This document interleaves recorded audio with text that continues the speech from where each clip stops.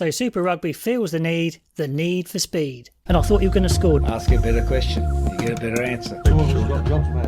Hi guys, welcome back. So some really interesting law trials coming out of Super Rugby in Australia.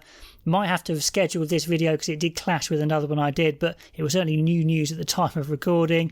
But still very interesting to discuss. Do like a good law trial for sure. These are just small trials I think it's in a development game, a couple of development games for Queensland Reds, but still they're seeing if some of these might work and maybe try them in Super Rugby, and maybe even we'll see some of these in international rugby.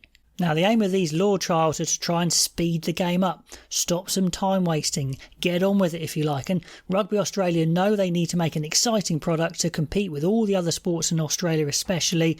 So it's really exciting, really entertaining, less stoppages. Now, of course, that's generally accepted as a good thing. Less rest, more tired players, more space, more tries. Players have to be conditioned for the whole game maybe, more endurance, smaller size. So in theory, sounds good. But of course, more ball in play, does that mean more injuries? I guess there's two sides to it. Will less fresh and lighter players mitigate this? So, a few issues there to think about. But still, I think the aim of this is a good one for sure. They're also looking at reducing over-officiating, which sounds good again, but then if there's a big call that doesn't get spotted, you might be a bit annoyed if it's against your team. So again, tricky balance to play. And like I said, players going for 80 minutes, again, that's what we want, but wouldn't you really need to change the subs for that as well? Reduce the number of subs, which I haven't seen here, but I'm not really here to criticise these law trials at all. Just, it's very interesting. Anyway, let's have a look at the laws to be trialled. So first of all, these kind of time-wasting laws, if you like, can only be awarded a tap penalty. So you can only run from the penalty, which I really like, bringing in a few more running plays, a bit more of a tap-and-go type penalty. Do like that a lot. But anyway, first one is there's only 5 seconds to use the ball from rucks after the referee calls you to use it. Now, again, correct me if I'm wrong here, if I've got the wrong end of the stick, but hasn't this been a rule for a while anyway? Maybe not in Super Rugby, I'm not sure, but I thought it's been there for a while. But either way, it doesn't get enforced a lot, so if they enforce the 5 seconds, great. But I would like to see them count it a bit like they do, basketball referees counting out the seconds on their fingers maybe and actually calling it. So that'll be interesting to see how that goes, because that isn't that long a time if they're trying to set up some box kick drill that winds us all up. Anyway, number 2, 30 seconds to set a scrum. Now this is a biggie. That's not too long. If you've got a front row down on the other side of the pitch, they have to get over, form the scrum. I mean, the speed that scrums had been formed pre-professionalism is pretty crazy, really chaotic. Go back and look some videos at that. It's really funny, actually. But you do want enough time for it to be safe, of course. No, cynically, will you see players going down injured to actually give themselves more time? Because that maybe isn't much time, but it'll be really interesting to see players actually getting on with it. But again, for all these time-wasting penalties, who's keeping the time?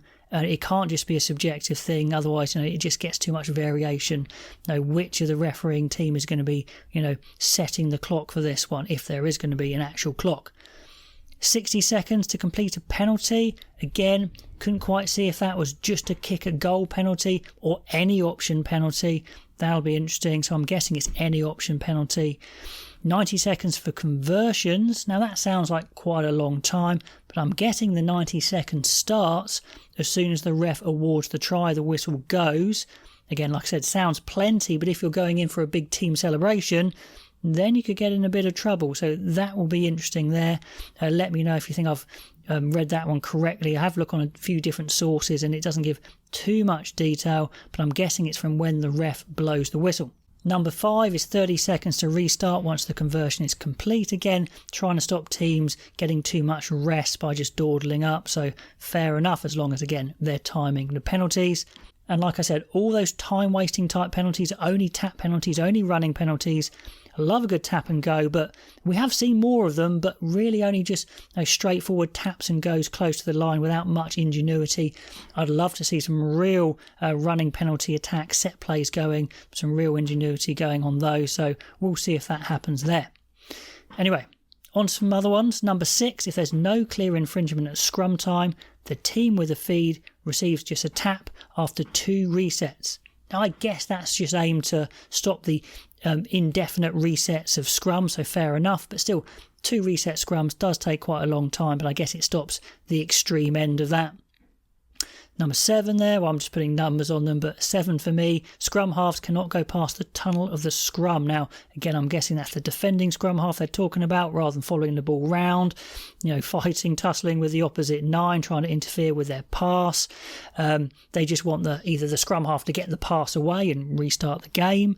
But of course, if the scrum half isn't there as a immediate tackling option, it does open up to more back row moves. I mean, typically you'd maybe go right to get away from the scrum half, but that opens up much more moves left, which would be really interesting. So a few more options of attack. So yeah, quite like that one. Also makes it nice and clear rather than the tussle of the scrum halves following each other round. Number 8 there, a throw in the line out will only be called not straight if there is a contest in the air.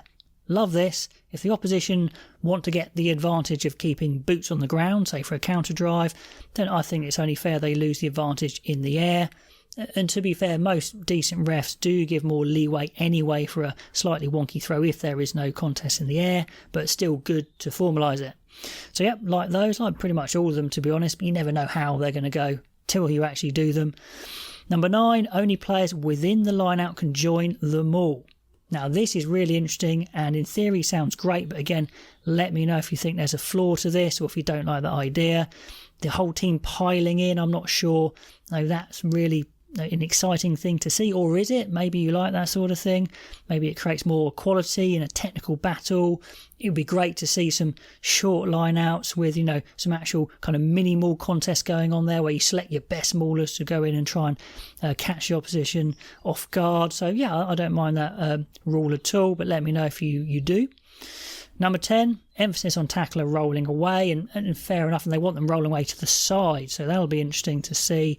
I think refs are fairly decent on this one, to be honest, and they're also fairly decent at spotting when players can't move because they're being deliberately trapped in. But yeah, again, worth emphasising, so no problem there. Now, number 11, I'd love your help on. They've said deliberate knockdowns will either be seen as a deliberate attempt to catch, so I guess that's a knock-on, or a deliberate attempt to knock down in case it would be a penalty. Not sure what the change is there, exactly what they're getting at. Maybe I'm being a bit thick, but yeah, let me know what you think that one's all about. And finally, number 12, only 3 phases of advantage, with territory and tactical advantage at the discretion of the referee. Now again, give me a little bit of help on this one, but I think what it means is after just 3 phases, if the ref doesn't see some obvious advantage, it gets called back for the penalty. So if they haven't made a line break or some significant ground, they call it back for the penalty. I don't think it means you have to score after 3 phases, or does it? Let me know if you disagree. But I think it's if there isn't clear advantage after 3 phases, it comes back immediately. And I quite like that because we do have these ridiculous situations where play goes on forever. You're not really getting anywhere. And do you come back for the penalty? Is it advantage over? Players are getting jittery because they think they might lose the advantage. So yeah, maybe it's good just to clarify that. 3 phases, no advantage, come back. Anyway, guys, love a good rules trial. Which ones of those do you really like and you think will work? Which ones do you think are flawed? Either way, I don't think there's going to be anything lost here because it is just development games. But certainly I think some of these could be used into the international game to make it even better. So pop all those comments below and I'll catch you next time.